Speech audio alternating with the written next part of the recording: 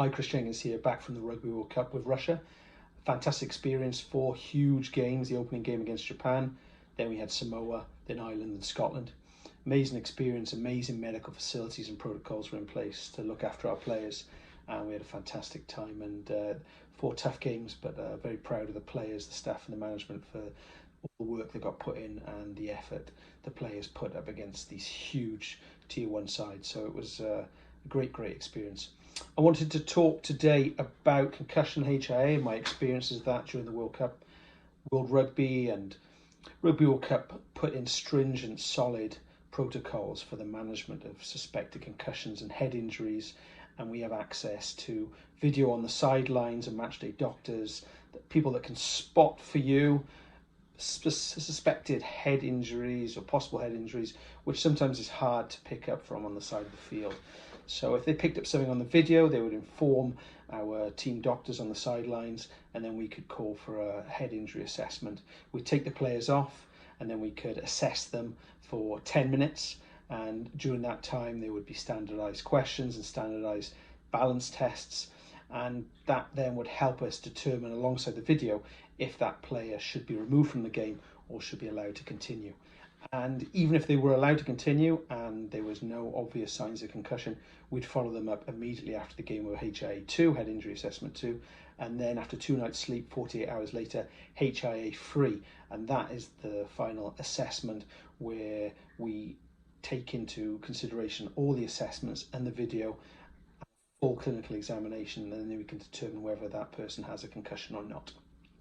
Then if they have got a diagnosed concussion, then is the graded pathway and graded progressive recovery, which we put those through in stages to get them back playing safely. And if they have any symptoms at any time, then they're stopped and we reassess.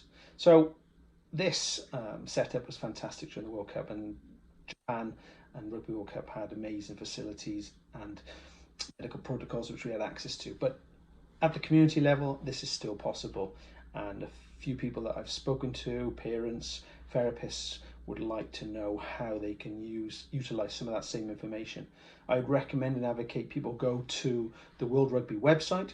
That there has concussion training for all levels of the public, for non-medical and for medical professionals, so you can sit those courses, and that will give you some awareness and some knowledge of how to assess head injuries and concussions when you haven't got that level of medical care on the sideline.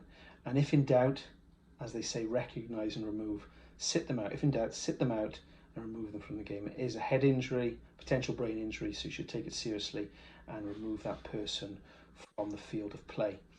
I also would recommend, if you're in Wales, to check out the WRU concussion guidelines, and if you're in England, the RFU concussion guidelines.